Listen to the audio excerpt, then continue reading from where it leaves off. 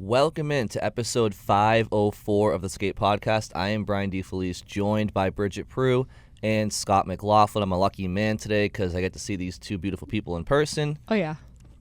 And we get to answer your mailbag questions that you all emailed and commented to us, so we thank you for all of those. But Bridget and Scott, how are you guys today? I'm good. We're in a new setting. This is a new studio for us. It's How does it look? yeah, really fancy. It's not my best angle. I'll say that. It's definitely not my. It's so looking at like the so top, worried about angles. Top of my head. But you should have seen her like rearranging everything in here, and it was like, Bridget, like, come on, let's just go. Let's record. That's actually not true at all. It's making me sound like a diva, but that's not me. It's actually Brian. No, it was not me. But actually, Scott was the one who said, is this blocking my face? Because I know people want to see my face.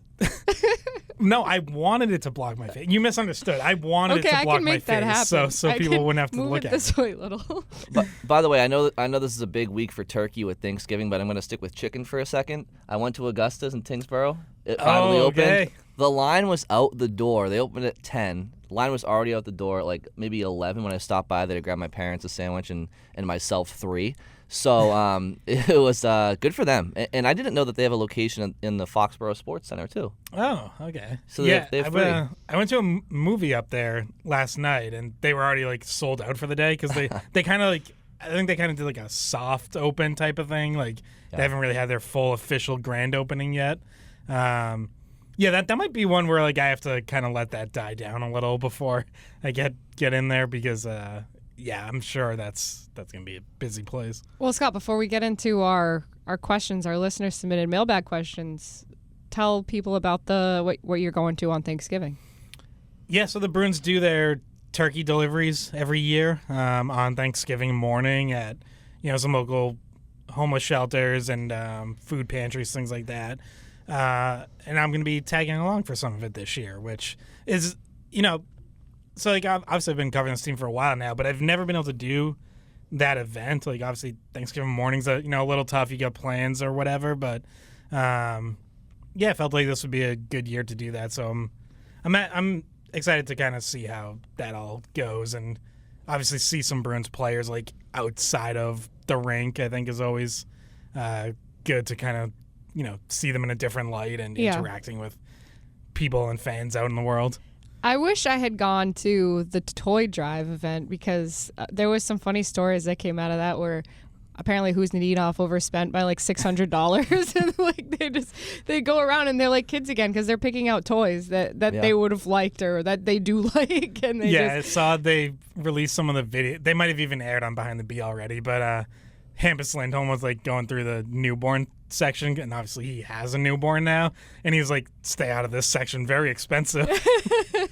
Yeah, see, that's funny. And then the one time that I got to do one of the holiday things was when they got dressed in their Halloween costumes the year that they were all Mario Party members, and that was actually really funny because Marchand walks out looking like Luigi, and it was just, and Bergeron was Mario, and they had like these big guts. It was like, that's so not them, but anyway, yeah, so obviously like Marchand and Bergeron were the bromance of the team forever. Who do we think is like the top bromance? Like who's the Mario and Luigi now?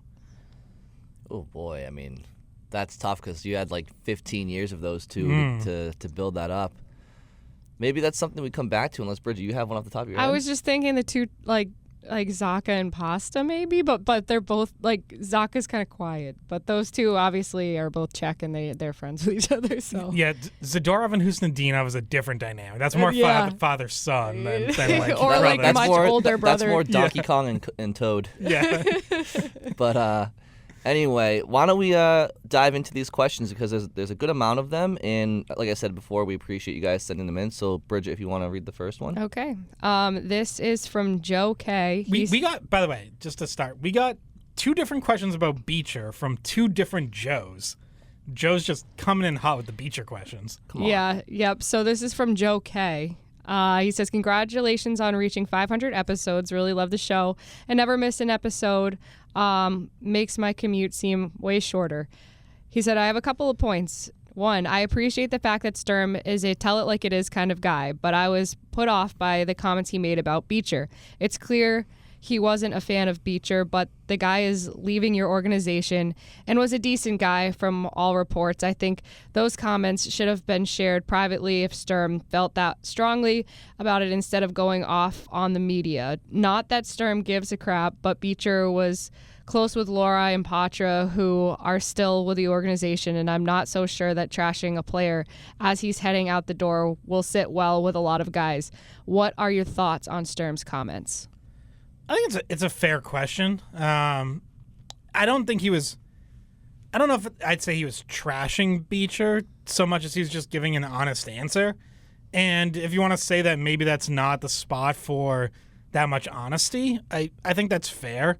Obviously as a member of the media, I appreciate Sturm giving a real answer and telling us that, yeah, it was effort and consistency and that wasn't there. I thought he would be better. Like, that explains to us what was going on there. And it doesn't just leave you guessing as to like, that's weird. You kept him out of camp. He played a few games, seemed to do some decent things at times, and then you just got rid of him. So, like, now we know why. That said, yeah, I think it's a fair point that, like, he's on the way out of the organization anyways. He's going to be looking for other opportunities. Like, you don't have to question his effort on the way out.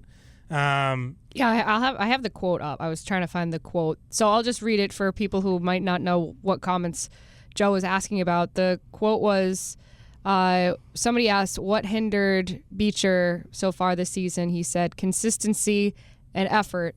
I know it's not easy being out of the lineup, in and out of our lineup, but I have guys just waiting for this moment. End of the day, it's always up to the player. So basically, consistency and effort weren't there, is what the comment he made.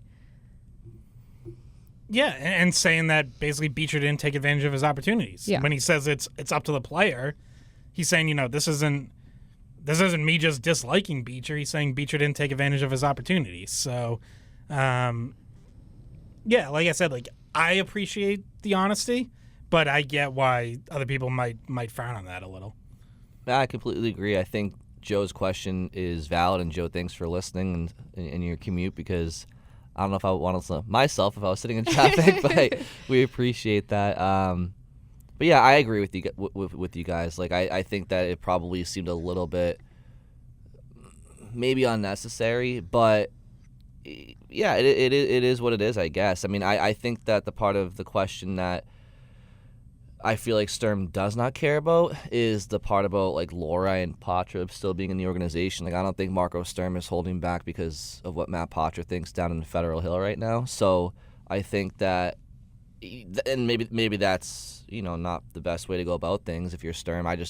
It's a cutthroat industry, and it's a workplace for these guys. It's, if you at your job, if you hear your manager, make a comment about somebody else on the way out, would you, and you were close with that person, would you be upset? Maybe, but you still have a job to do, and you're not going to not perform to the best of your abilities because of something that you're not involved with. So I understand the question. I think it's fair. I don't think he had to say those comments, but the fact that he did, I'm also not really too up in arms about it. Well, I will say that the comment in and of itself is also a message to people who are still there to take advantage of the opportunities. It's like, hey, wake up. If you don't, like, learn from somebody else's mistake instead of your own mistake, right? Mm-hmm. Learn from what just happened to him, not to fall into those same kind of patterns that Beecher was in, and to take advantage when you get the chance. Otherwise, other people aren't getting cut, but, like,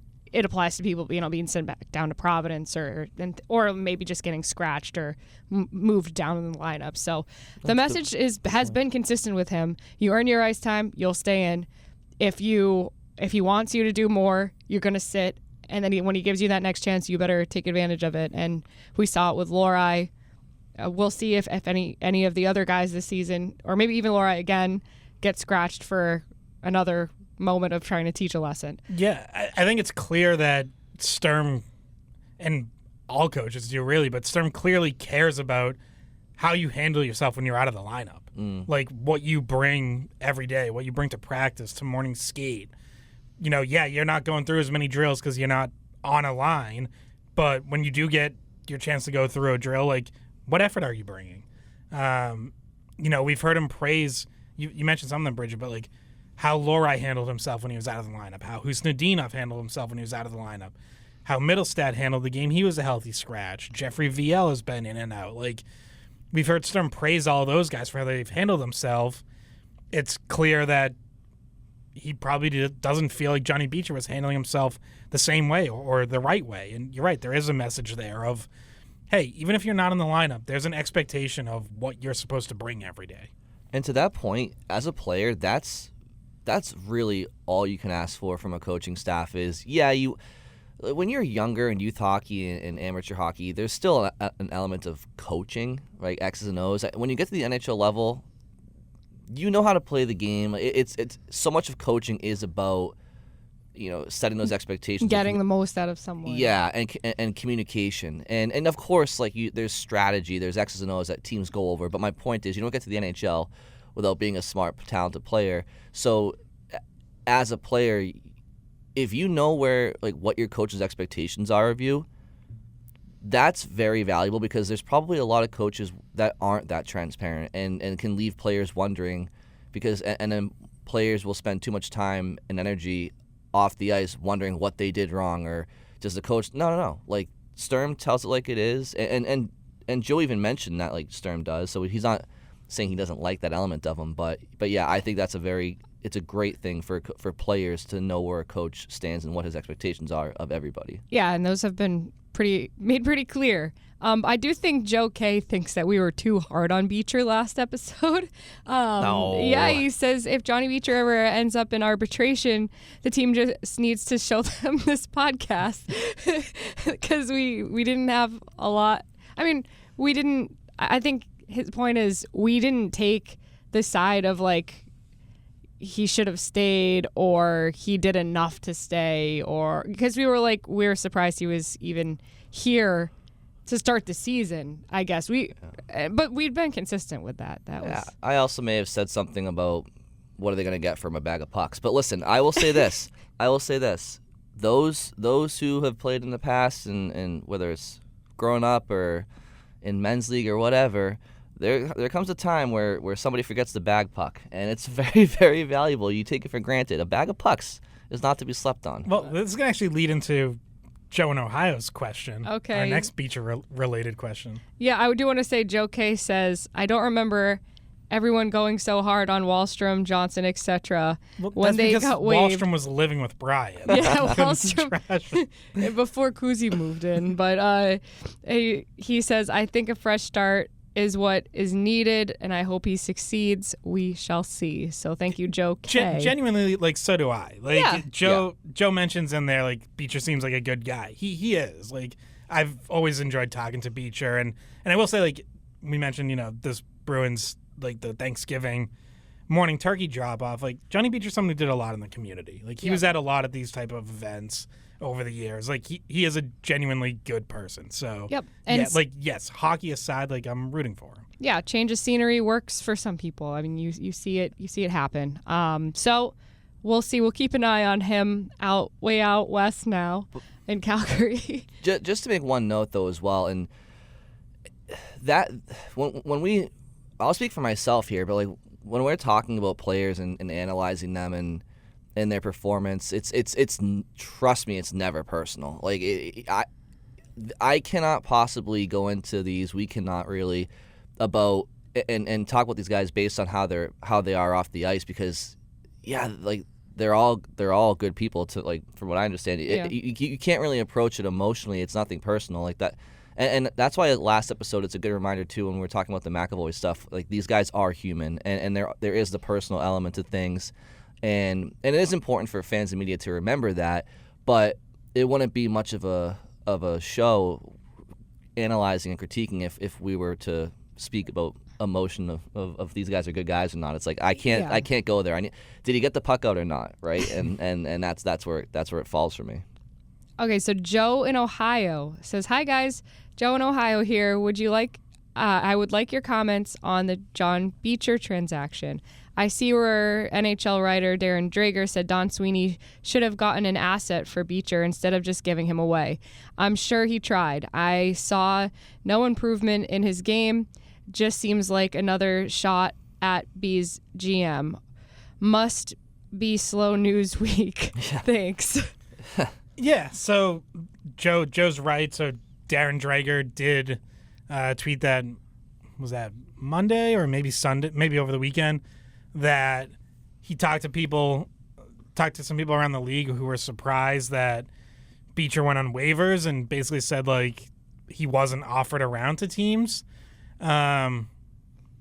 which I'll just say I don't think is entirely true. I do think he was brought up in discussions with at least some teams. I don't know if it was all 31, but I don't think it's entirely accurate to say that Sweeney just waived him and like never held any trade talks. Like I think he did gauge his value and realized it was probably very low. So like I would like to know what Darren Drager thinks it was or what people are telling him it was, because I'm like, realistically, like, what are you getting, a 7th round pick? Like I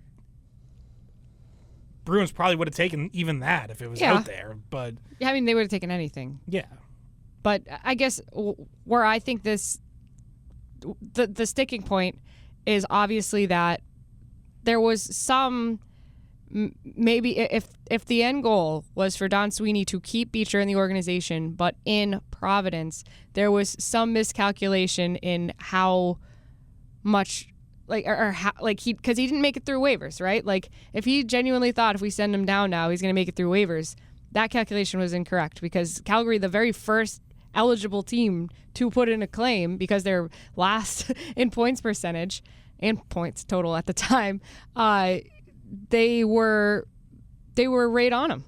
Like, the very first eligible team to take him took him. So I wonder how many people put in a claim on it. We don't know that. We don't. From what I've heard, I don't think it was an especially large number. I don't know exactly what it was. But it might not have been just one, though. Like, it could have been. I don't think it was just one, but I don't think it was like half the league either. But so I guess why people are saying, oh, you like the side that's arguing you should have gotten an asset for him, if he was appealing to those, say, 3, just making up a number, like say there was 3 teams, couldn't you have found a deal with X, like one of those teams? But they maybe weren't willing to give up anything. They were maybe only willing to take a flyer on a guy who didn't cost them anything. Right. Well, and like Calgary especially wouldn't give up anything. Like, why would Calgary give up something? They get him. If he goes on waivers, they know they get him. So, like, they definitely wouldn't. I mean, I think Sweeney probably had an idea that he would have gotten claimed, just because, again, you're a month now into the NHL season. Teams have injuries. Teams need to fill some depth roles. They need guys to step up, and they want to take flyers if they can. And there's Beecher's. I mean, I think he's a fringe NHL player. He's definitely capable of playing in the league. There's no doubt about that. Can he excel in the league is a different question. But when I hear this story, my thought is, all right, Bridget? You said slow news week. This is a weird hill for Drager to die on. I mean, Johnny Beecher's trade value, which is pretty much, I think, non-existent. What's his angle here? Is he speaking on behalf of the agent for future? Because I think that's part of one of our Joes mentioned the diminishing of Beecher's value in like an arbiter, whatever, going forward. Maybe like did his agent is he speaking on behalf of Beecher's agent for some reason? Like, I don't know. Well, and also, or does it come from a rival team that maybe wants to jab the Bruins a little bit? Because 2 of the teams that were mentioned as potentially having interest, who are looking specifically for face-off and PK help lower in their lineup, were Montreal and Toronto. So is it one of those teams being like, hey, Darren, Bruins didn't offer him to us. We would have given up a pick. Kind of weird that he just let him go to waivers and lost him for nothing. And it's like, yeah, well, if you're Toronto and Montreal, like, you probably relish the opportunity to jab Boston's front office a little. People will forget that Toronto gave Boston Minton and a first for Carlo. Don't worry about that, guys. All set. Well, I think that a lot of people saw through it, though. Like this, yeah, I don't think many people were like, oh no, like Yeah. this. Yeah. I Of don't all know things if to anyone. talk about, it's like Yeah, and of all things that I've heard people get mad at Don Sweeney about, I think this is probably pretty low on the list. But but anyway, I do recognize that Beecher was a fan favorite for some people, and so there's like a personal rooting interest for him for a lot of people who maybe met him or just when he started were excited about him and what he could be, and so unfortunately sometimes we all watch our favorite players leave and it sucks, so so you gotta put blame somewhere, and for those fans who appreciate breakouts and point production and all those things, it is what it is. less important Less sometimes. important. So next one, those were our 2 Beecher questions. This one is about Charlie McAvoy. Chris says, "Hey guys, longtime listener to the podcast. You guys and everyone has mentioned there's no timetable for McAvoy's return. I wouldn't be bothered if it was a different year and he had to miss the rest of the season.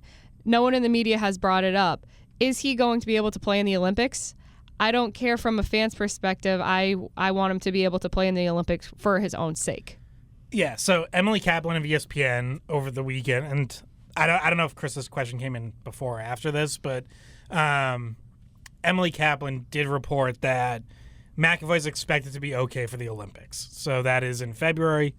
I think he'll be back before then, and I guess what I mean by that is, like, I don't think his first game back is going to be game 1 of the Olympics. I think he'll play games for the Bruins before then, but there is still no definitive timetable. Because, again, they are waiting to see how he heals after the surgery.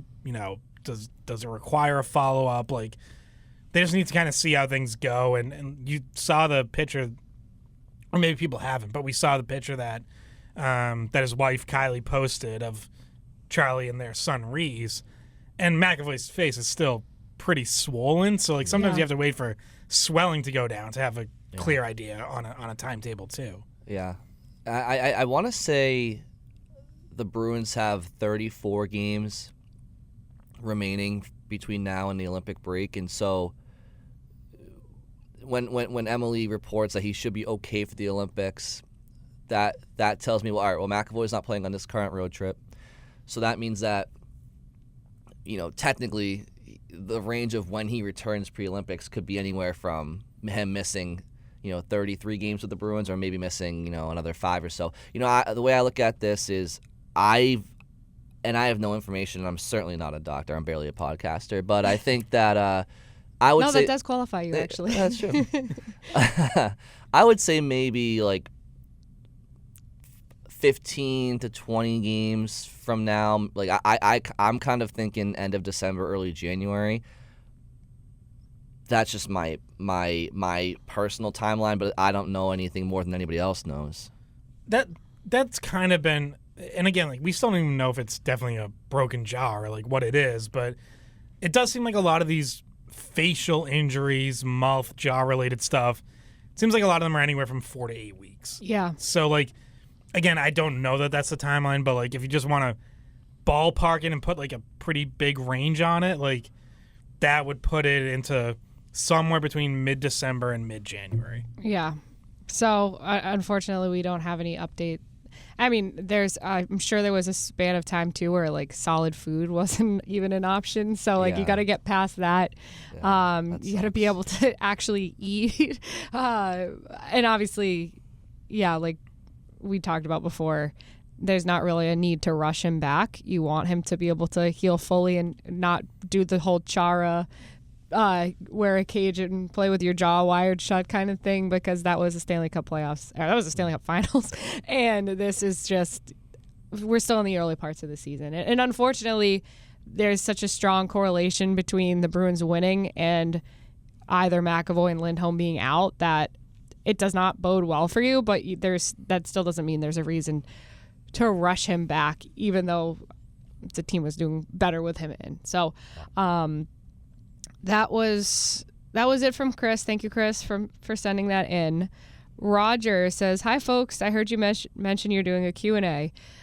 First question, which of the new head coaches in the Eastern Conference this season do you feel are adding the most to their team's success?" And so, like, Sturm and Sullivan are so Sturm could count in your answer here. Who do you think's doing the most to? I guess maybe the best way to measure it is like, are we comparing it to last season, or are we just comparing it to like where teams are compared to each other? Or yeah, I mean, I think it would be hard to argue against what Dan Muse is doing in Pittsburgh. That's a team that I thought was going to be even worse than the Bruins. I thought they could be like in contention for number 1 pick, or maybe not quite, but like top 5. And they are 5th in the Eastern Conference in points percentage. Got off to a really hot start. They have slowed down a little, so we'll see, whether they right the ship and remain a playoff team. But I think they have the best power play in the league. They're top 5 or 6 penalty kills, so they've clearly turned those units around. Getting contributions from guys you wouldn't really expect, like including some former Bruins. Justin Brazeau got off to a good start there. Parker Wotherspoon's been playing top 4 minutes on defense. Like, you just look at that team and it's like, yeah, obviously Crosby and Malkin are still doing their things, and Erik Karlsson's had a little bit of a resurgence this season. But you still don't look at that team and think like, you just think like, man, there's not a lot there. And yet Dan Muse has gotten them off to a really good start. So, yeah, I think Marco Sturm's doing good stuff. The Rangers have been very inconsistent. They're bottom 6 right now in the league, I think. Yeah, they can't win at home. Like they have really struggled at Madison Square Garden. So I don't. There are some analytics that suggest the Rangers might be better than their record so far, but I don't. Until that starts to show, like, I don't think you can have too much praise for Mike Sullivan right now. So I would have to say Muse has been the guy, and Sturm probably not too far behind. Yeah, I would agree with that. I think, it's interesting all off season. You think Sid took those comments personally about, he's going to go to Montreal or he's going to go somewhere else in Pittsburgh season. Why even bother? And it seems like those guys have kind of rallied, over the off season to kind of prove people wrong. And to this point, it has been a great story, and Muse behind the bench for that.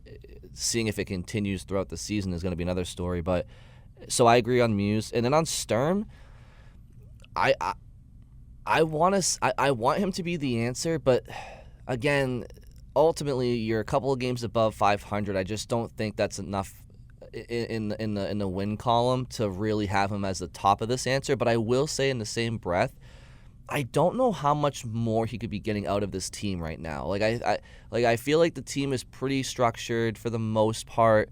Their special teams has been strong. Their effort has been I would say their effort has been on a game-to-game basis just as good, if not better, than anybody else's in the league. Because you mentioned, Scott, they've only had that one stinker where their effort wasn't there.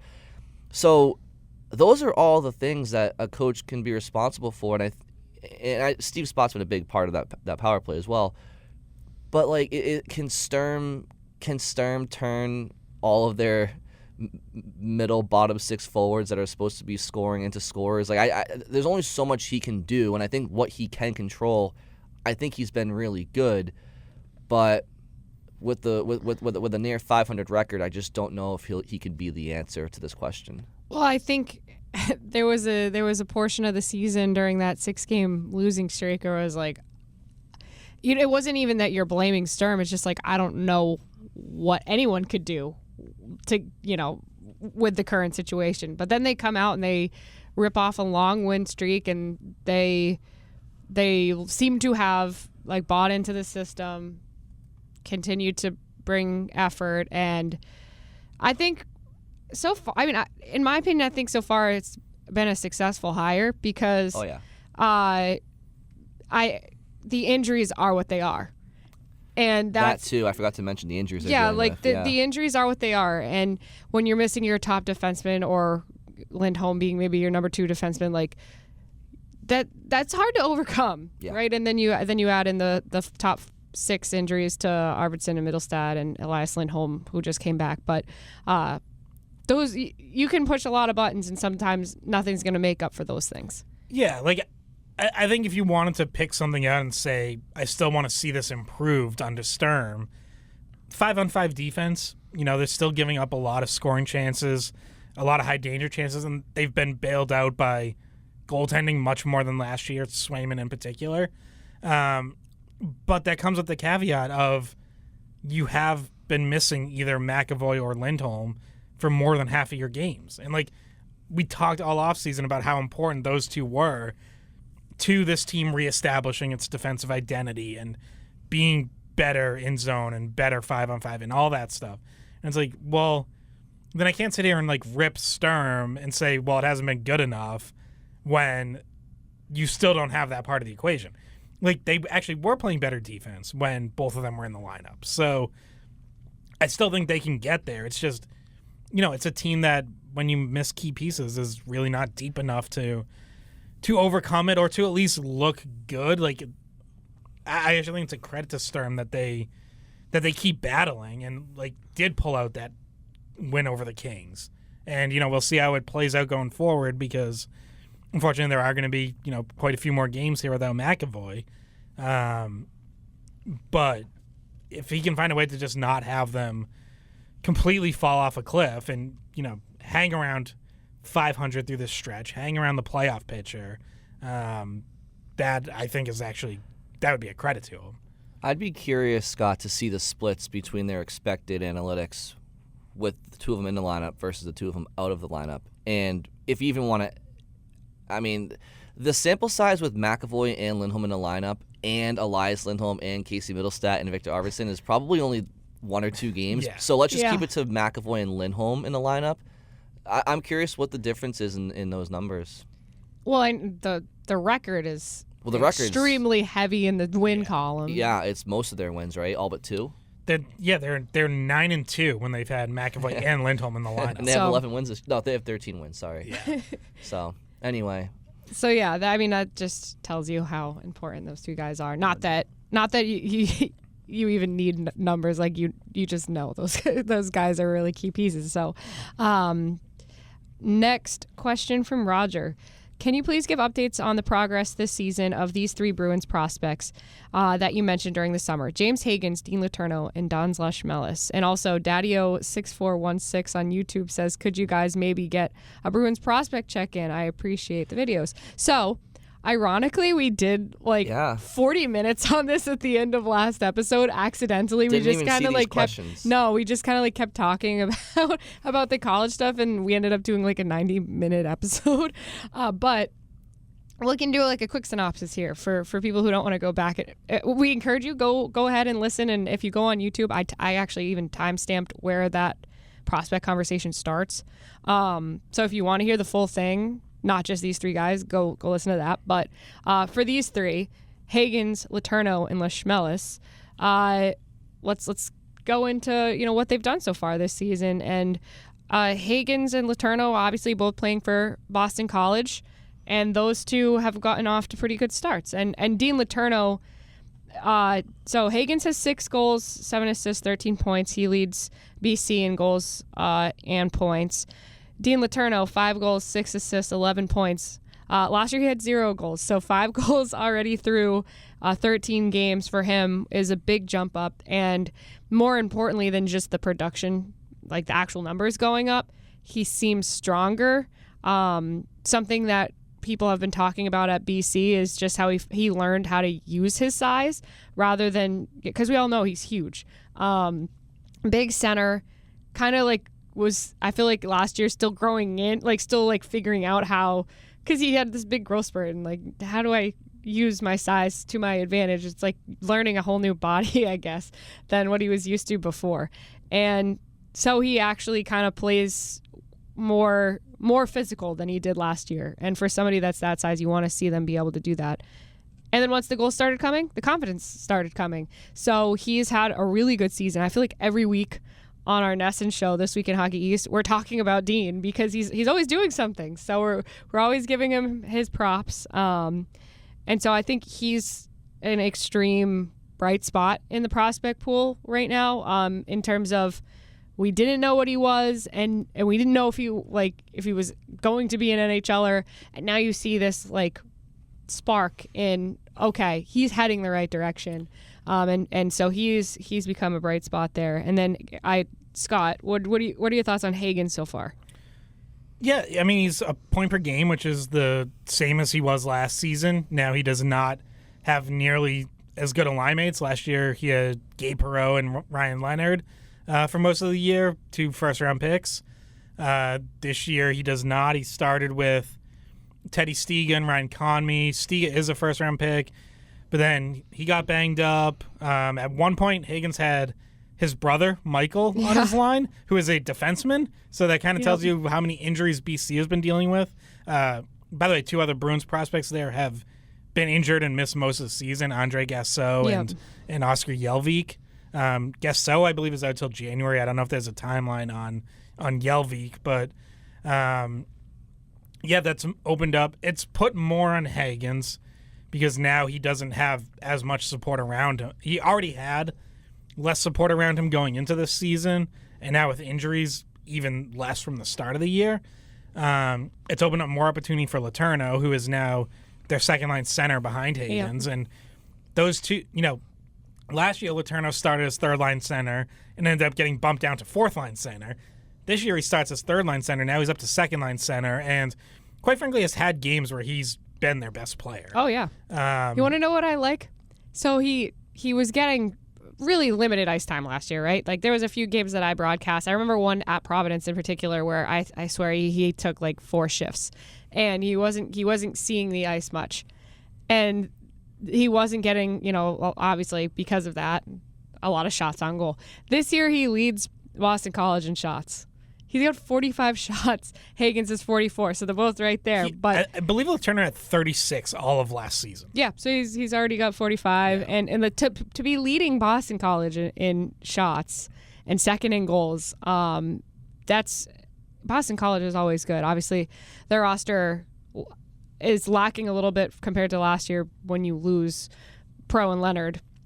And obviously Fowler too, huge, but that doesn't affect the forward group quite as much. But it's been an impressive season for Letourneau, and he's fun to watch. So that's and everybody roots for him, right? Like he's like a legend over there. Every time he has the puck, everybody just goes deep. Yeah, it's funny.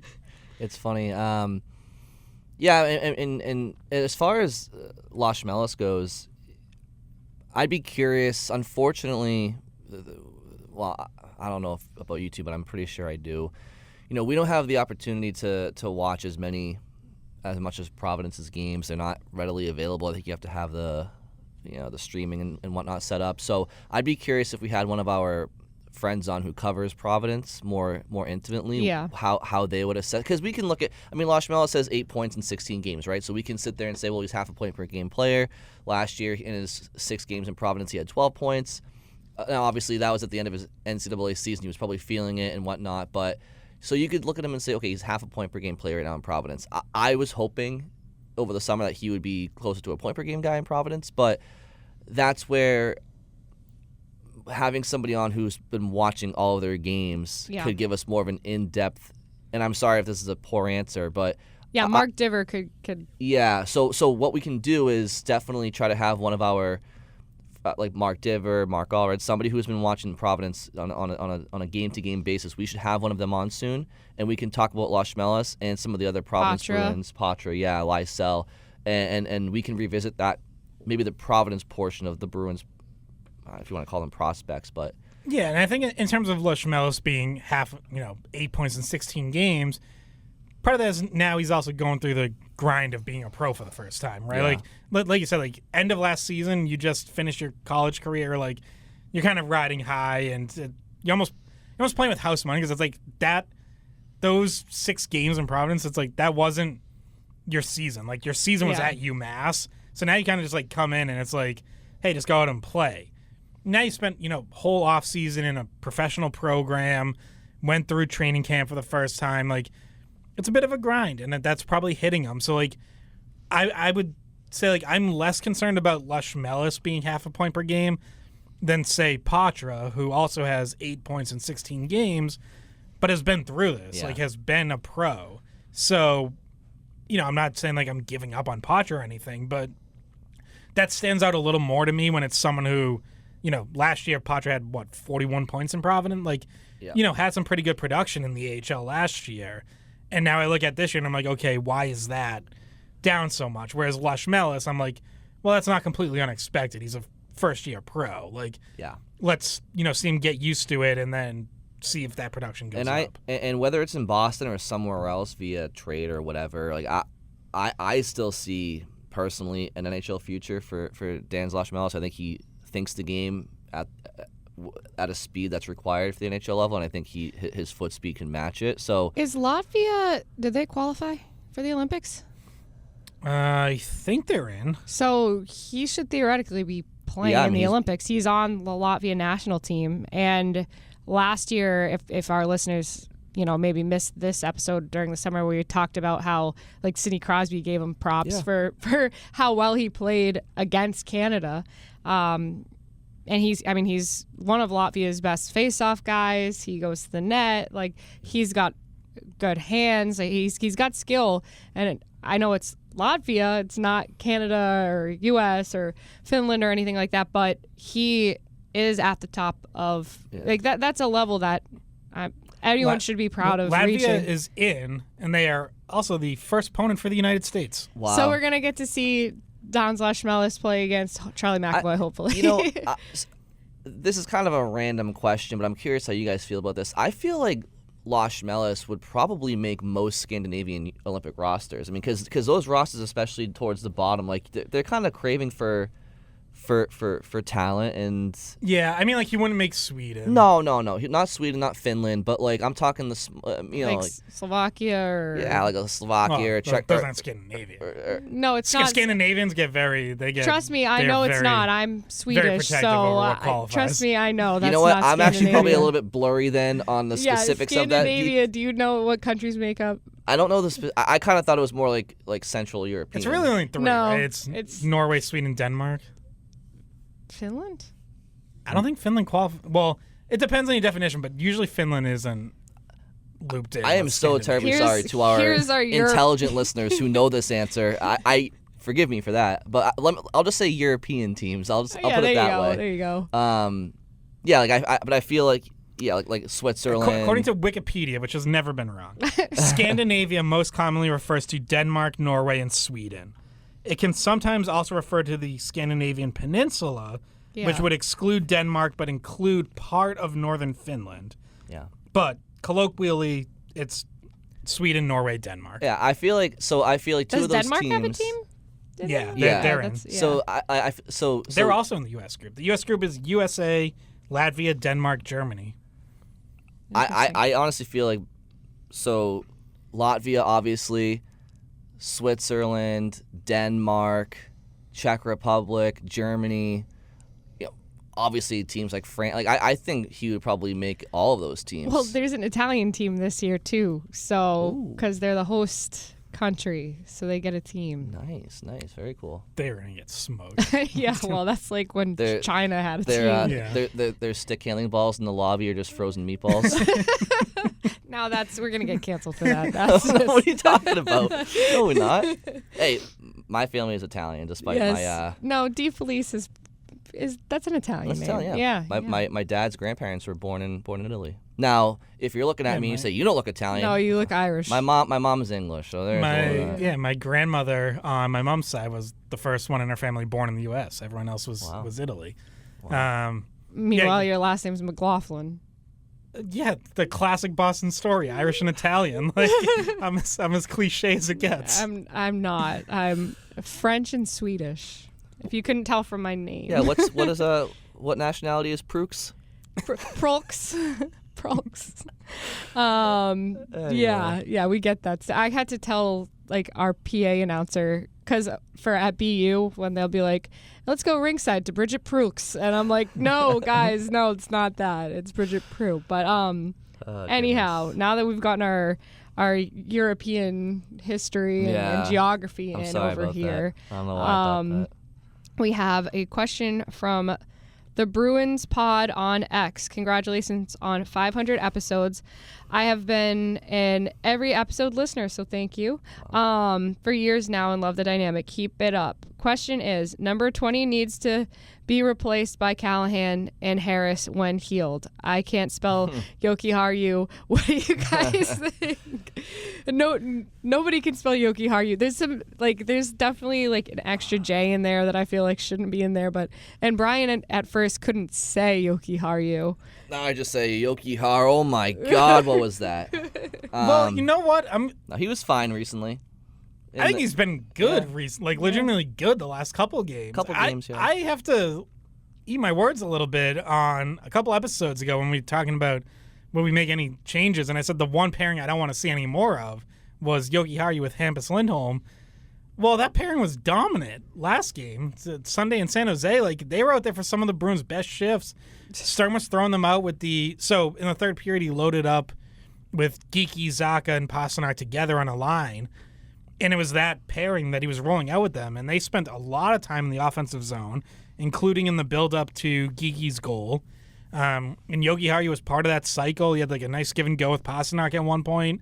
So, yes, still for me a lot of questions there about defensive zone and the decisions he makes under pressure, the way he just kind of throws pucks blindly up the boards. Like, yeah. I still hate that, but you did see him like involved in the offense and making some good reads and helping to make things. The Bruins have some defensemen who, when they get into the offensive zone, the puck kind of dies on their stick a little bit. He, at least the last couple of games, has not been one of those guys. Like he's helped keep it moving, popped up in good spots, made some nice plays. Yeah, he was part of the extended ozone shift where Geeky scored against San Jose. So. He was involved in movement there and some good passes and stuff. So and yeah, I do think that. Yeah, but like the offensive side of his game, I doubt is what this question is about. Well, I mean, because he plays on the second power play unit too. So yeah, but but it's the whole package. Like if you're talking about taking him out of the lineup and replacing him with someone, you're not. Defense is a big part of that, but like what Callahan's not bringing much offensively. Like so he is one of those guys like. Puck gets on his stick in the offensive zone, kind of dies, kind of turns into just simple plays. I'm not saying I'm totally opposed, but it's not a change I would make right now. Like you've stuck with Jokiharju. He's bounced back recently. You got to stick with it for now, at least. They really have stuck with him through, I think, some bad portions of the season, though. He got scratched once recently. I forget what game it was, but yeah, I mean. What's the game? I think it was the game McAvoy got hurt, right? That's right. In Montreal, I believe. And that kind of was going to go to my question, which was if the decor is healthy, I still think he's their seventh guy. But that's just me. We talk about offense. How much offense does he bring? What's he got? Like 3 or 4 assists this year? Like I mean, probably. He's certainly not a scoring threat when he has the puck. I mean, he sends muffins in from the top of the circle sometimes, but that's about it. But I can't say he has been good the last few games. You're right, Scott. I'm gonna give him his flowers there. But if Charlie McAvoy weren't on the shelf right now, my D pairs would be McAvoy, Zadorov, Lindholm, Peak, and Lohrei Aspro, and Jokiharju would be my 7th guy right now. So yeah, and he doesn't have a goal. He has 5 assists. So. Yeah, I mean listen. He's a serviceable NHL like 6 defenseman. He's fine. He's like there's nights where he's okay, there's nights where he's good, there's nights where he sucks. I mean, it is what it is with him.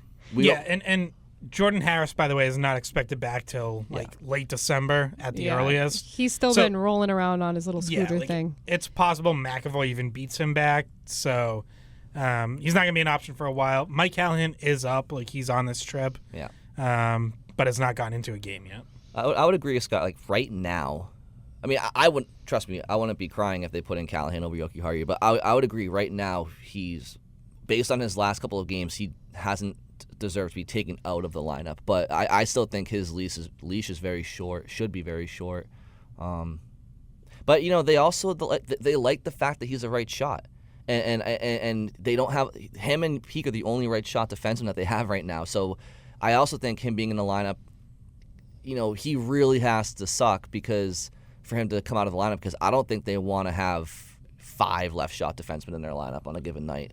It's just not optimal. Yeah, and I will also say trying to remember if this was the San Jose game or the LA game, but one of those two games, Sturm went down to 4 defensemen basically for the last 10 minutes of regulation, and Jokiharju was one of the 4. So not to say that that's how Sturm views him all the time, but at least within the context of that game, he was one of the 4 that Sturm trusted, and I think it was Lorai and Aspero that went basically the last 10 minutes without a shift. Yeah. And then Lorai got a shift in overtime. So it must have been it was the LA game. Yeah. Mm-hmm. Easy for me to say. No. I mean, it's 2 letters, but you know what? Those are like 2 of the toughest letters. So. Sure, okay. Oh, that's funny. All right. The la game. Yeah, the law game. Ready for the next question? Yeah. Okay.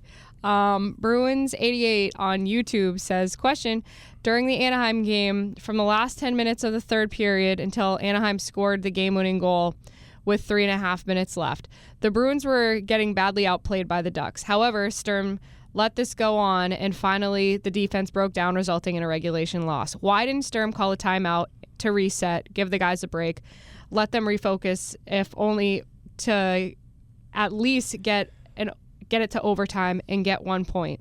What was he saving it for? What is Sturm's philosophy for using timeouts?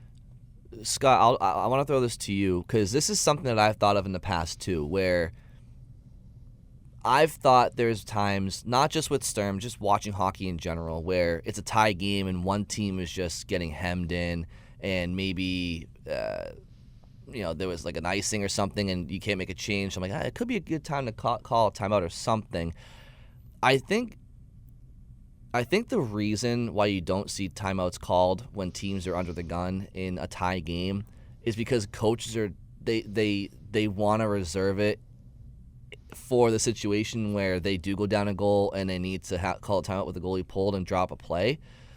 But I mean, I don't know if that should always be the case. Like I kind of agree with the listener here in their question. Like I think sometimes drawing up a play, it's like how often do you see a team drop a play with the goalie pulled and they score? It's not even that often. So I don't know. Yeah, it's a good point. It's definitely something to monitor, and it's something I actually even want to ask Sturm about at some point, because yeah, he has been very reluctant to use them during the run of play, and has clearly saved them for whether it's a late power play, a late penalty kill, an extra attacker situation. You're right, to draw up a play, but it's also to make sure everyone's on the same page for how to handle this. And sometimes you're even thinking maybe a couple plays ahead, because like if you're facing a 6-on-5 extra attacker, those guys might be on the ice for a minute and a half, because if you're icing pucks, they're staying on. So you also want to go over not just what are we doing off this face-off, but okay, if we ice it here, what are we doing off the next one? What are we doing if it flips over to the other side of the ice and it's, now it's on a left side draw? Like, so I get wanting to save it for those situations, and I think that's probably even more important early in the season when maybe you haven't practiced all this stuff as much as you'd like. So maybe as the Bruins get this more down pat and become more comfortable in late game situations, maybe Sturm would be more willing to use it with 12 minutes left. But I do think it's a good point, and it's something that I've thought about a couple times in these games where it looks like they're really kind of under pressure in the third period, and you feel like the game's maybe starting to slip away, and you wonder, like, hey, can you stop this momentum here with a timeout? And Sturm seems to be, at least at this point, more of the mind of let them play through it and let me keep that in my pocket. Yeah, I mean, what would the question be, I guess? Would it just have to be after something like that happens again, you would ask, or would it be more of a general question about it? I think it's just general philosophy. Like, yeah. How do you approach using timeouts, earlier in the game versus saving them for end of game situations? Yeah, because the other part of it too is it's not just to draw up a play. It's if you're down a goal late in the game, chances are you've been rolling out your top 6 forwards every other shift to try to tie the game. So when you get to the point where now you're pulling the goalie, you also want to be able to give those guys a breather in addition to drawing up a play. But to the listener's question, he's talking or she's talking about a situation where the game is tied and you're just kind of bending but not yet breaking. And so you're trying to prevent that down a goal situation from even happening in the first place. So it's a good question. It's a good question. And I will say, in college hockey, this happens a lot more. Coaches will call timeouts during that kind of situation more in college hockey, particularly because the guys are younger. And when college coaches see guys maybe getting hemmed in or kind of running around and it seems like they're getting outchanced pretty badly, I've seen college coaches try the timeout in those situations to stop the momentum. But obviously it's a different way of doing things because you have younger guys and you might have a specific message you want to get across that if you are watching them make the same mistakes over and over, like an adjustment, you pull them over to the bench, say, this is what we got to do here, whatever. So I feel like I've seen that much more. Timeouts get used earlier in college, I guess I'll put it that way. Mm-hmm. Yeah. So, all right, next question. We have... The last question was from Bruins88. This is from Bruins77_7 on YouTube.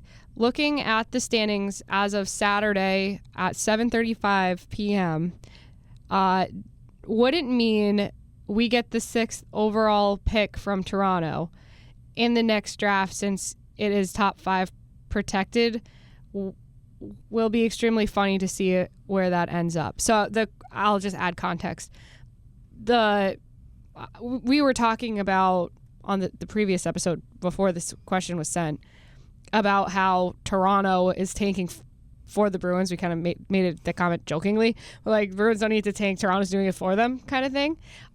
Except for if they finish like actually in the bottom 5, then the Bruins don't get it and they have to wait 2 years for the pick post lottery.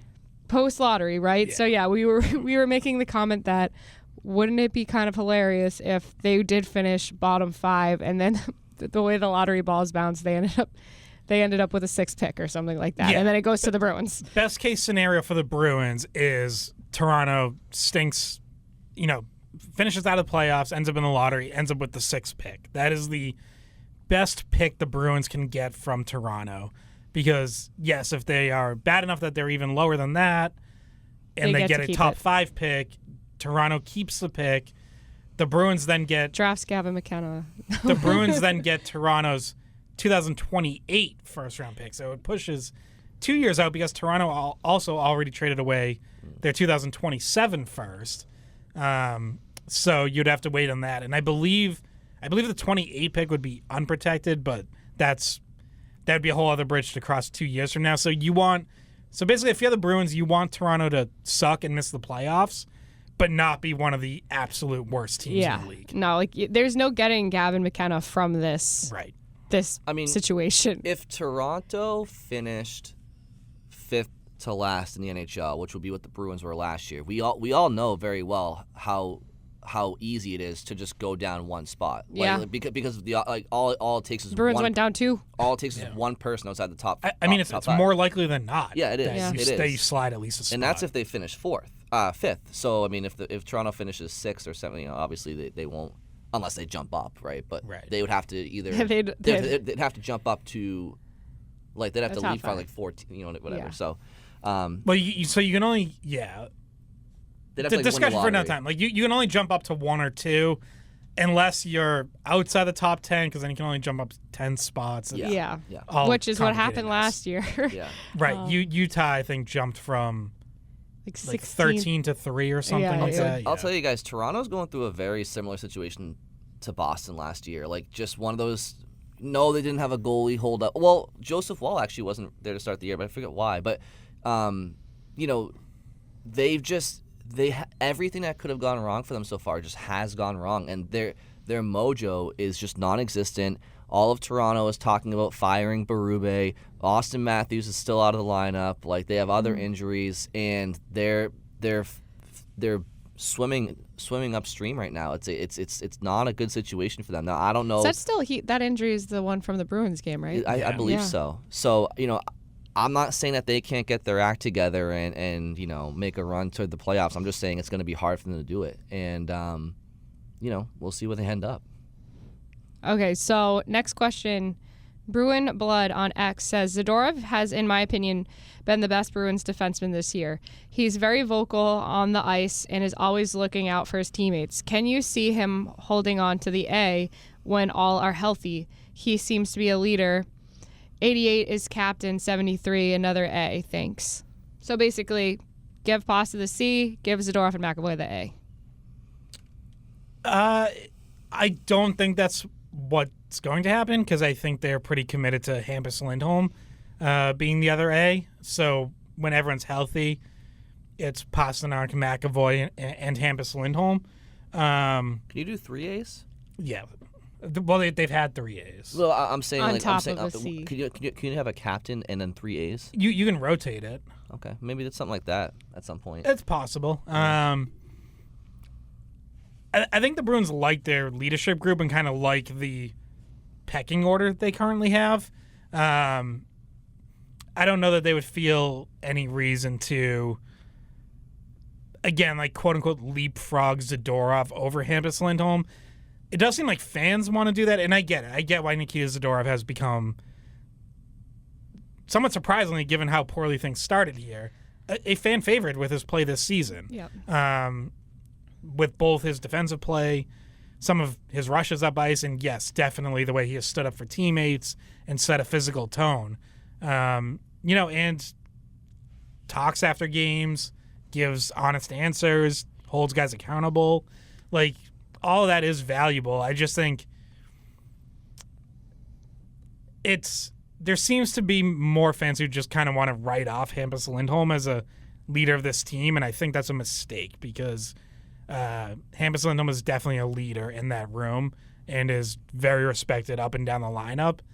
So I wouldn't be so quick to just take the A away from him. I think where this question comes from is the fact that you watch with like fans just watching a game, like what they see on TV, like not being in the locker room, like the actual product that you turn your TV on, what you can consume of this team. It is always Zadorov sticking up for people, and it is, you do see Zadorov post game talking like a leader and putting himself a lot of times in that conversation of we have to lead, and like he is considering himself in that group, and as he should. But I don't know if it necessarily means he needs the A. I think he's a good leader no matter what. Like, I don't know if he necessarily needs to have a letter, though I do. Like, I think in his own mind, he is part of the leadership group, whether he has it or not. And he's going to keep doing what he's doing. He's obviously just massive. So he has the ability to stand up for his teammates, and his personality lends to it as well. He's so interesting to me, his personality, because I feel like every time the way that he approaches like different situations is very like a black and white view of like the respect for the game, and like you do or you don't do something in a certain situation. Like, he will police what he thinks the classic like old school unwritten rules are, I guess you can kind of say. And to him, like, it kind of goes back a little further to more of an old school kind of player, I guess, if you put it that way. And there are just times that I'm like, okay, yeah, of course he wasn't gonna let XYZ slide, because that is, even though it's not against the rules, he's not gonna let you do something to his goalie or hit his best player or whatever. It's all within the culture of the game.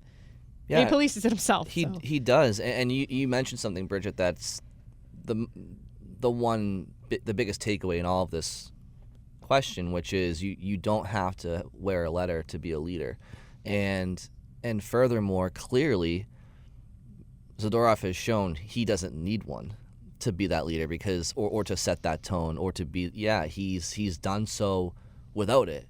So and like, I don't think, Scott mentions that Lindholm is a very valued voice in that room, and I don't doubt that.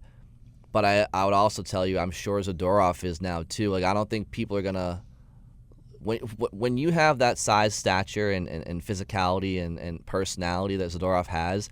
I don't think people are gonna listen to him more because he has a letter or less because he doesn't have a letter. So I think that's a good thing. So I mean, I see where people are coming from. Like, I think it's a fun thing to talk about. I certainly think Zadorov has been worthy of it. I just don't think it has to be the case for him to be successful. Like, in fact, you need leaders who aren't wearing letters. You need more than just 3 leaders on a team. Yeah. Like, you think back to, like, Bruins' heyday 2011 team. It's like Sean Thornton didn't wear a letter most of his time here. Andrew Ferentz didn't wear a letter most of his time here. But I think both of them did at times. Kind of probably situations like Zadorov is right now, like someone was out. Torrey Krug didn't wear a letter. He was a leader. Like, Chris Kelly, Dennis Seidenberg. I mean, the list goes on. I mean, I think the official captains in the 2011 season, I want to say, was Chara, Bergeron, and Recchi. I don't even think David Krejci was a captain back then, or Nathan Horton, or Milan Lucic. So, to your point, Scott, like it takes an army, right?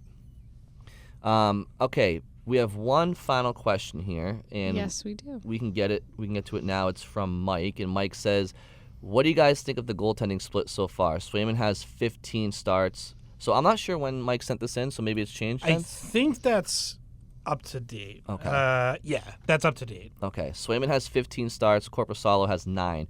Over 82 games, that would put them on pace for 51 for Swayman, 31 for Korpisalo. That's 7 less starts than last year for Swayman. Does that seem right to you? Will they ride him more as the season goes on so he gets closer to 60? Also, both goalies in Providence are playing well. Do you see either of them getting a look if Korpisalo struggles? Could Korpisalo get traded to make room for one of them? Thanks. It's a good question. I think this split seems about right. I do too. I think if Swayman ends up at 51 with such a condensed schedule, being a little bit under last year's workload feels right to me. And so last Swayman year's had 58 last year. I certainly did not expect him to have more than that. I thought maybe it's possible he gets close to that again, but low 50s. Like, in my mind going into the year, 50 to 55 seemed right to me for Swayman. So I think you're right on track for that. Yeah. No, and I think we know what happened last year with the numbers, and we know that management said they probably should have rotated goalies more. So I was expecting Swayman to get less games. I think it helps him just as much as it helps the team to get him more rest. And just because someone is the number one guy, and I'm sure Razor would totally disagree with this, but just because someone is the number one guy doesn't necessarily mean they have to get like so many more starts. And still, like you look at the breakdown, 51 and 31, that's a big difference, right? Over time, they end up having 20. It's a difference of 20 starts. So I think that sounds like actually a pretty good split because Korpisalo is also a good goalie. It does create more of a competition, and it seems like Swayman kind of thrives in the more of a competition environment, the way that him and Allmark used to go back and forth. I think he pushes his own game when he knows that he's fighting for his ice time rather than just getting it. So I think it's a good thing that they're splitting more rest-wise and creating the competition. So right now, Swayman has a .909 save percentage. Korpisalo has an .878. Swayman has 2.79 goals against average. Korpisalo has 3.43. Those are some rather significant gaps between the two goaltenders' numbers. But I got to be honest, it surprises me to see that Korpisalo's numbers are just that because I feel like he's played better than that. Yeah, I do. I feel like he's played better than a 3.3. But the numbers are what they are. I feel like to start the year they were pretty similar, but Swayman's been excellent for about a month now, and Korpisalo, I think, has had some pretty rough starts recently. Yeah, can you refresh my memory? Because sometimes I forget who started which games. But and yes, that comment wasn't to diminish Swayman. Swayman's numbers took a huge hit in that Ottawa game. That's right. That's but true. He's been excellent since but then. So he still outside has of that. Yeah. No, he's been excellent. I'm more so talking about. What are his numbers if you just remove that game? I wonder. I don't know, but I do know that Korpisalo's last 2 starts, he's given up 4 goals in each. So the Anaheim game, 29 saves on 33 shots. The last game in Ottawa, only 17 saves on 21 shots. Yeah. So he's slipped a little. Maybe you might expect those numbers to be you definitely want them to be a little closer. Yeah. But that does kind of, to me, feels like a reflection of how they've played recently. I like to go back and look at some of those goals too, because like the Ottawa game, I mean, you had the Hampus on home turnover and stuff like that. The Anaheim game, I mean, he was screened by Steves, but hey, listen, the numbers don't lie. I mean, Swayman deals with that stuff too, and I just maybe Korpisalo's had just some more signature saves. Like I feel like he's had some big saves in overtimes that led to Bruins wins and stuff like that. So maybe that's what's clouding my judgment. But I'm a little bit surprised. He's still a good goalie. Like it's not. Yeah, but to the listener's question about like if he were to struggle split, or I. Oh yeah, we haven't even answered the second part. Just to briefly take us to advanced stats corner. Please. Scott's favorite corner. I'm starting to love it. Actually, the gap here is actually even bigger. So 67 goalies have made at least 5 starts this season. Jeremy Swayman is number 2 in goals saved above expected. Wow. Plus 13.5, behind only Spencer Knight in Chicago. Jonas Korpisalo, out of 67 goalies, is 63rd in goals saved above expected. Wow. That minus 4.9. To start the season, that was totally different, too, because I remember him doing pretty well. I mean, I guess it is only 9 games he's played, but it's a small sample. But the bigger point here, the bigger takeaway for me, is Jeremy Swayman. I mean, how often did we talk about over the summer and in parts of last season? His no trade protection kicks in after next year. What happens if the 24-25 season wasn't an anomaly? What happens if you're stuck with it? Like that is no longer, maybe you could say let's see it further, but to this point, that is no longer a worry in my mind. He's playing like one of the best goalies in the NHL. Yeah. And this is what you wanted and needed to see, because regardless of like what else happens this season, you want at the end of this year to be able to look back and say last season looks like the anomaly. Yep. Right? Yeah. Jeremy Swayman was having a good career before that. If he has a really good season this year, you look back at the 24-25 season and you say, well, the contract negotiations and the missing camp and first time he handled that workload, and it becomes a lot easier to just write all that off and say that was the fluke. Yeah, and it becomes you look back at the contract and go, whew, thank God it wasn't the worst thing we've ever done.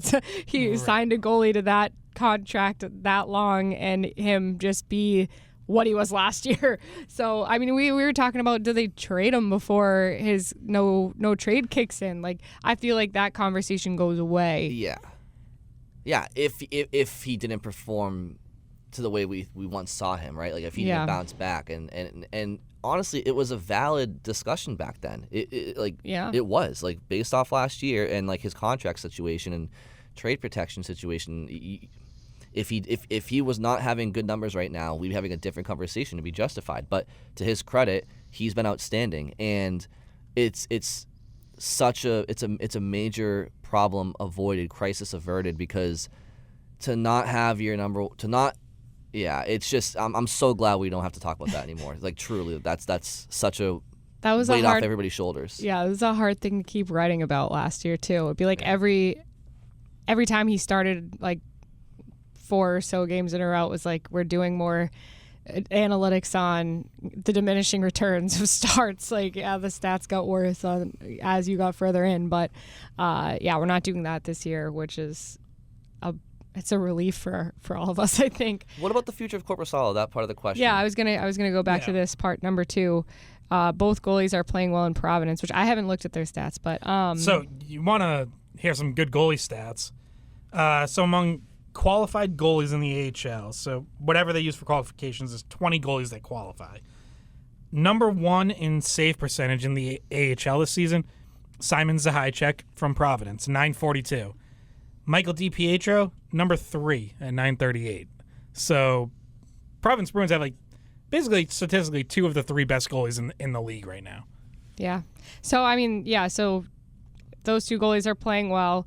Do you see either of them getting in if Korpisalo struggles? Could Korpisalo get traded to make room for one of them? In the past, we've seen that Providence has had good goalies in the past, right? That doesn't necessarily mean they're knocking on the door to take the backup role in Boston. This was even when they first traded Ullmark and Korpisalo came back in that deal. It was a main topic of conversation. Well, did they really need to do that? Did they really need to get a guy with NHL experience, or how much NHL experience do they really need? Could they have just brought up someone from Providence, get them their first real taste at the NHL and go from there? But that's just not how this organization has really done or approached the backup goalie position. Well, they want depth, right? Yes. They've made a point to always try to have obviously 2 good goalies in Boston, but 2 good goalies in Providence. At least 2 good AHL goalies. Mm-hmm. Because they want that organizational depth. And by the way, the Bruins don't have much depth beyond that. They do not have a bunch of prospects knocking down the door. No. So I think they certainly, I don't think are going to be in any rush to move on from Korpisalo, whether that's by trade or, I guess if the bottom really fell out, waiving him would be a possibility.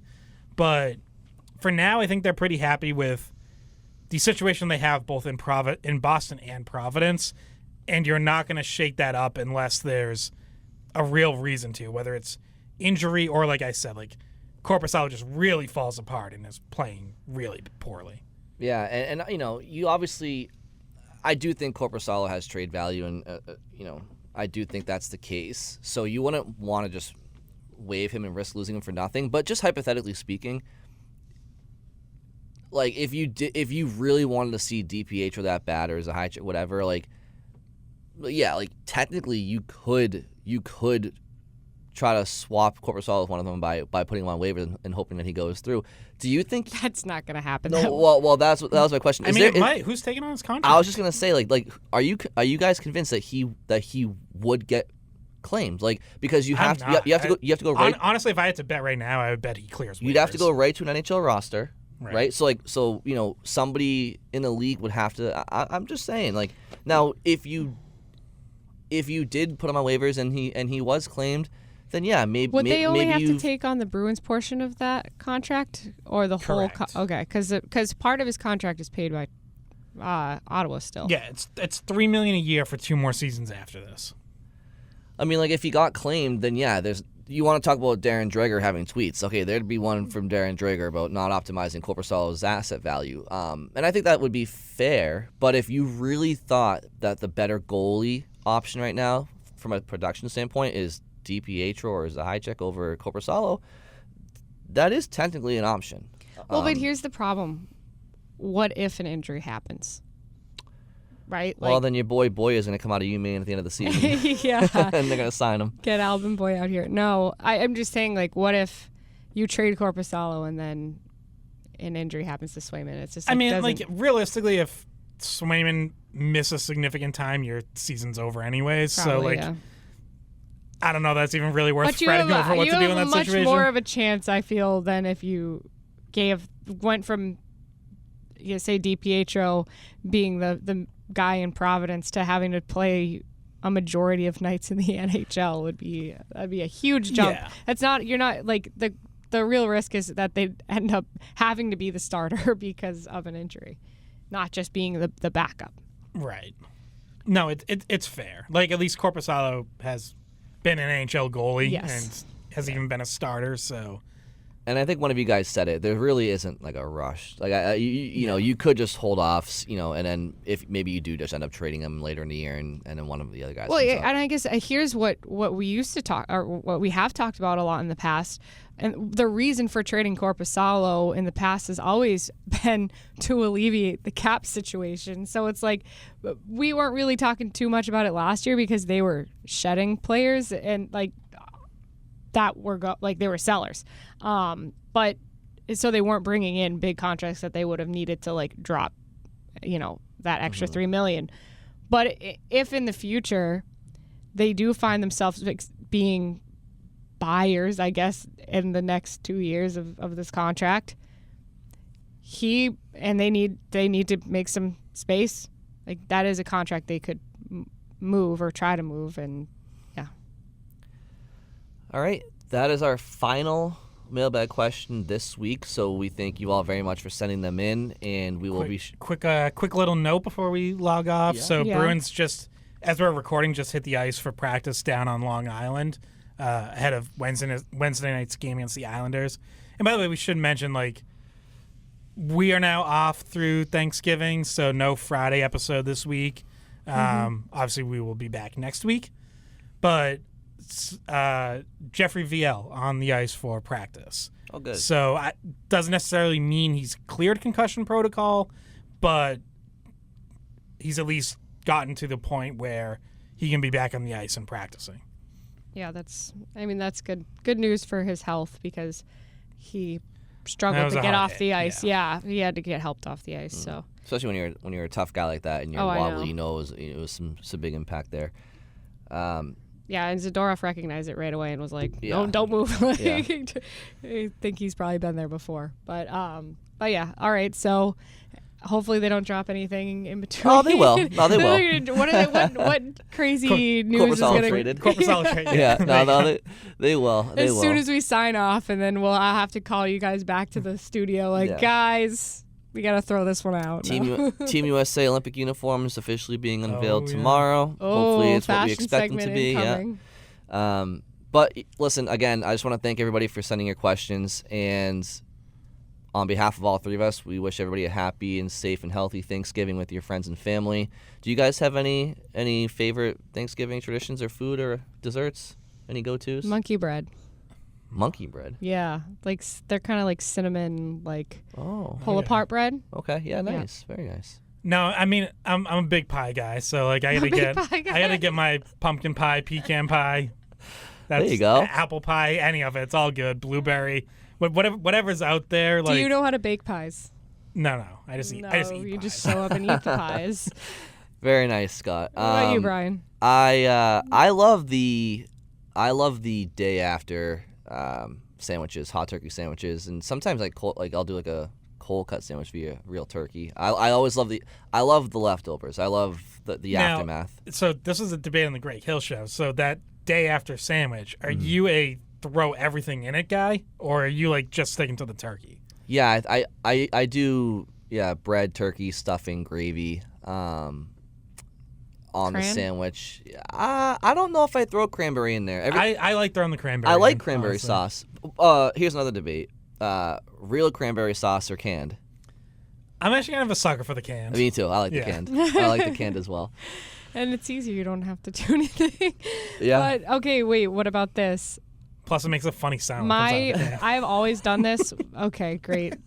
On that note, I'm just going to skip what I No. was going to say. Go ahead. It makes a farting noise. Great, Scott. I was going to say, even since I was a kid, I always eat the leg. The leg. I will just, no silverware. Just get that leg. And my parents are like, you're a cave woman. And that's how I like it. It reminds me of that line in Goodfellas when they're in the kitchen. He's like, what do you call it? The hoof? The hoof? Yeah. No, Thanksgiving. I just eat it like a Viking. Kind of. Yeah. All right. Well, thank you all. If you guys have your own, Thanksgiving favorites, drop them in the comments. We love to see. Leave the recipe in the comments. Yeah. And my grandma will make it. I'm not. We'll do a baking episode next year. Well, one other real quick before we go, because people talk about when is it too early to listen to Christmas music, and here Scott's day been after Thanksgiving. He's been listening to it already. No, Yes, he has. No, I haven't, but I will. Driving into that Black Friday Bruins game, I will be listening to Christmas music. Okay, here's the thing, though. People say, well, you got to enjoy things. There are no Thanksgiving songs. If there were, There's one. Over the River and Through the Woods, right? Nope, To Grandmother's House We Go. Love to Eat Turkey. Adam Sandler. Okay, The so there's Thanksgiving two. song. There's two, right? But if there's no Thanksgiving songs to listen to all month, so it's gonna be people listen to Christmas, right? I will say this: I'm not day after Halloween Christmas music. I would say 96.1 on the radio, old school. I know is they usually turn the dial to Christmas music. I'd say second week of November. That's kind of mid-November and beyond. I'm good. I don't have to wait till after Thanksgiving, but I'm not right after Halloween. I'm still doing the Monster Mash till the end of the 31st. All October, I'm listening to Monster Mash, Thriller, Ghostbusters on repeat, and a bunch of just 80 pop songs, which is like a Stranger Things influence. By the way, season 5 this week, so if you he's excited. We'll see if they take your advice on the song choices to play. That's right. Yeah, that's right. We will. Well, that we won't know that until New Year's Eve. Yeah, the when end, the finale because comes you have out. like the whole finale planned. Because no one has plans on New Year's Eve, so. Are you going to the theater for it? They're releasing it in the theater, right? The finale. They are. I was again. I do like a nice movie theater experience. I'm with you, Scott.